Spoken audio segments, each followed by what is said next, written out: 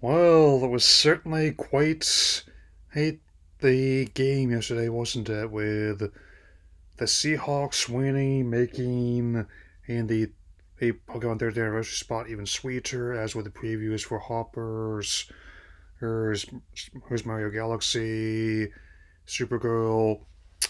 I'm not gonna lie, even some of the other ones have potential too. Who And in regards to games, I'm still working hard on my Volux at ZA, Wind Waker, couple, and I would definitely like to experience for both their anniversaries, both Tomb Raider and Resident Evil, and all these Pokemon. Alright, but before I get into all that, I was planning on doing this from the second week that I started playing, but what the heck.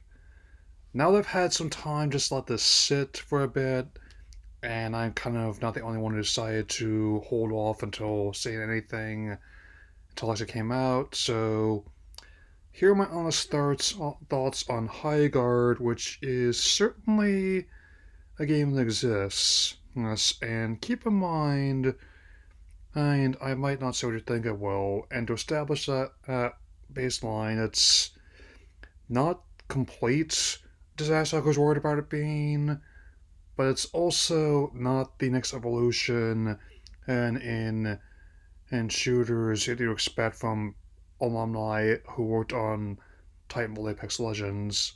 So let's begin. As someone who was just an observer through the whole Concord disaster, because I did not have a PS5 at the time, and even if I did, it's not something I would have paid $40 for, which was the oddest part I felt about that game. It simultaneously told me that you weren't sure about doing free to play, but also weren't confident in charging like a full $70 plus list price either.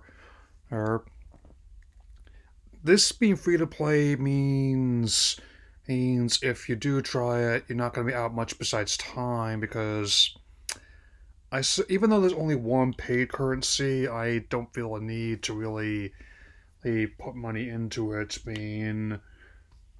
mean, I'm not sure how many hours people got to play at these events or if these events actually took place. And before I go any further, I will mention that the rollout was definitely not the one anyone envisioned, least of all publisher developer Hello Wildlight. The original plan was to do it like they did with Apex, just to stealth drop the game, aim out of the blue and let people judge on their own. Like Jeff's decision to have as the closer in the same award show where Claire obscured not only one game of the year, but also a whole bunch of other more hype reveals preceded it. It definitely went off the rails quick. Some people say they would have put it earlier in the show. I personally want to include in the show at all, but then again, I've never really had the the same had the same level of access that Jeff has, and I will say that I'm sure he enjoyed it like he claimed, and and given how his social feed's been going. But it's like the old saying where you're enjoying yourself, but it doesn't come across to other people. I mean, I've played games I've enjoyed, but others weren't really into. But again, I never had the burden of having something like that close out like a major award show, which is somewhere between the Oscars or Super Bowl in prominence, where a lot of eyeballs are on there, as much about advertising as about prestige. And personally, given how the hero shooter sector is probably the most saturated part of like the live service looter shooter market, I understand why so many people are not on board. I can definitely say that as the opposing sides about the hype train and the hate train are pulling at each other, between them, the chasm began to emerge that most people, to myself, just think the game is just average. It's like the old saying about preferring a game be a 0 out of 10 as opposed to being like a 5 out of 10. And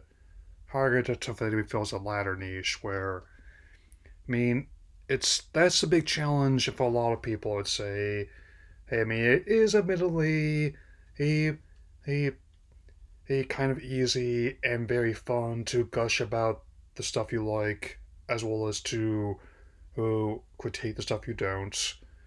It's when things just kind of middle of the road that it's really tricky. I mean, because and man, now and to explain why, I think I'll have to get into how this game approaches the ideas is of its genre. So the he heroes this game are called wardens. I'm still figuring out the exact approach to how they distinguish the usual ones, but they are functionally have a similar roles to other big ones like the damage plus DPS heroes, the defensive ones that are somewhere between tank and support. Or there's also still including new archetypes, types, and they even though some of their special abilities are pretty unique. There's one of them can turn themselves into like an ice yeti, and the laser introduced can make themselves like a wolf, dire wolf perhaps. Perhaps the mounts, which were the most prominent distinguishing feature between other similar FTP hero shooters, are actually not bad. I mean, horses are the most common ones, of course, but you can also unlock ones like bears, panthers, and when you who ram the shield breaker into an enemy base, that's actually, I believe, a name I don't have an issue with. This can, if successful, summon a siege tower, or which can break through the gate, and then you have to place these explosives in their power generators was the anchor stone. So there's a lot of ways that one side can come on top, but the one constant between them is this: you have to reduce your enemy. You have to reduce the base health from 100 to 0. If the enemy does this first, they win, but if you do it first, you win. There's also elements from survival games, like they cited Rust of all games an influence, which is my first thought was like, okay, that's interesting. And also especially an approach to the loot and resource gathering. Like I can at least tell like the weapons and armor work similarly to Apex, where especially in terms of rarity, like how the commons are gray, the uncommons are blue, who rare I believe is purple. Well, I mean, I think heroic is red, and of course their legendaries are gold, which is not a bad system to take a color code for them like that. It's other parts that I find especially strange, and especially when you have to do this crystal mining mini game to gather other currency to buy stuff to upgrade and replace stuff you lose. I mean, especially with adding like the extra step of like punishing like a right stick in the right time to get a bonus. I mean, you know how a lot of other games give you the option to skip QTEs if you have trouble with them, that'll all complete them for you. Here, like Spider-Man 2 has that feature, as do the definitive versions of The Last of Us duology. Yeah, this is basically like the opposite of that, where I don't get why the extra step is there because those other ones, like say Minecraft, just has let you just hack away with your choice of implement or failing that your own fist to gather resources. I mean, so and the character designs are not as bad as Concord's were. But once again, I would argue the problems go far deeper than something as trivial as like names on the bio nameplate, where Here, I mean, it's sometimes you can tell what their role is just by looking at them, but other times just kind of look all bland, some variation on archetypes I've seen before and better. Like even the names are kind of hit or miss, like how Atticus to me sounds more like a defense attorney trying to prove the innocence of their client than a fantasy shooter hero. Oh, and yet they made him front and center. Or I mean, at least with this closest character comparison I can think of for Overwatch Soldier 76, I mean, he fits that name being like the a genetically and cybernetically enhanced soldier, or with the quasi Cyclops visor, or and the main weapon, and and can and be adjusted depending on your playstyle. Well, I and Redmayne was probably one of the ones I've used most often. Then in the thumbnail with the a stick shirt and the bear claws. He probably would arguably similar to say Cassidy. He, but that's also clear, not just with the name, but also his appearance, as well as Matthew Mercer's voiceover, being like a cowboy with a robot arm and the six shooter.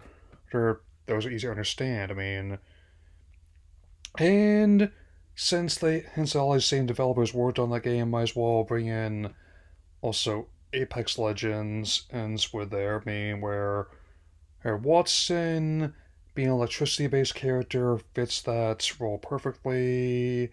A a Wraith being a character who close comparison in this game would be like say Mara, another one I tend to be one who can phase themselves and others to walls.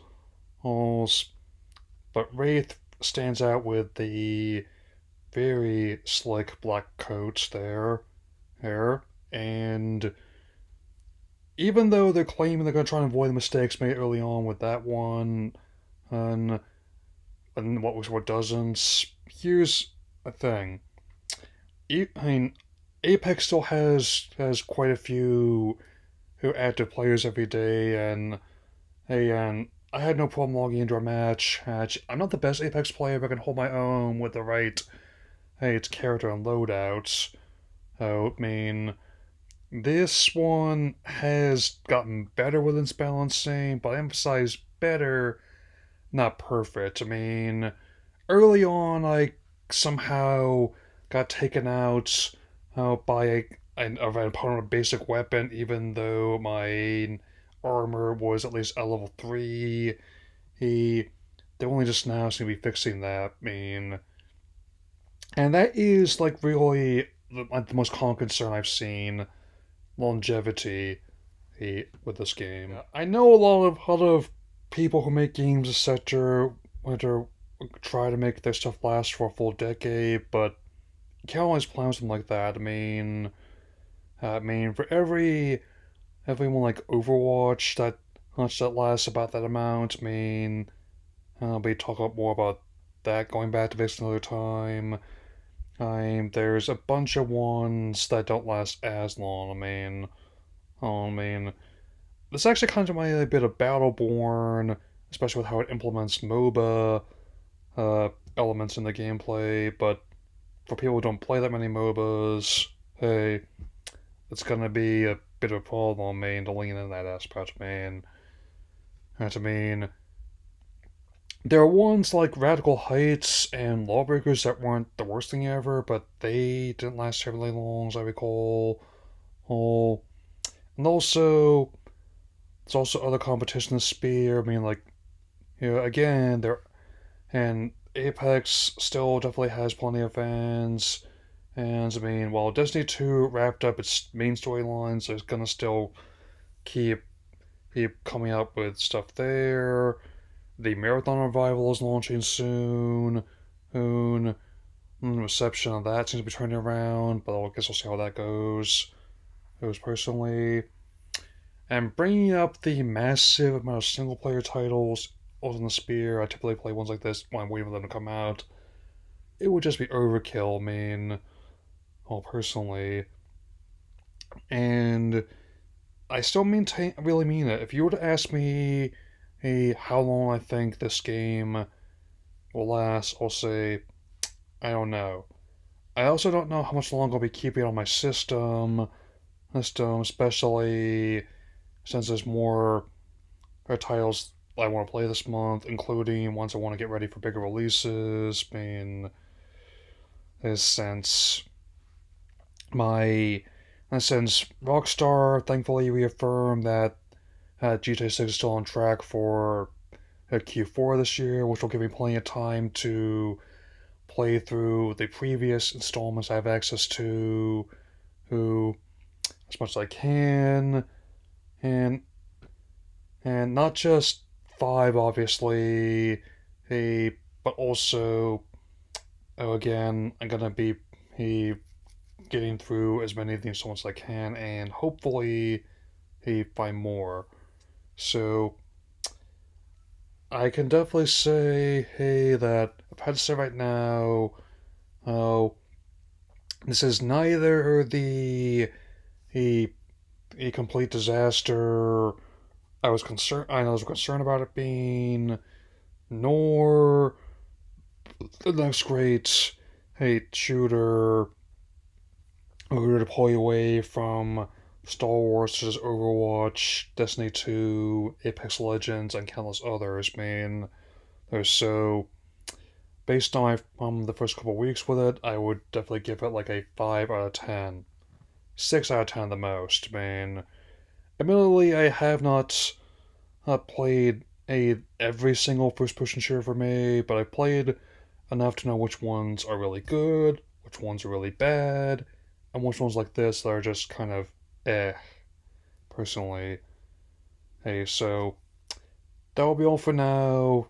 I'll be back with you soon with some talk about some games I'm definitely much more enthused about. So take care, everyone. Mm.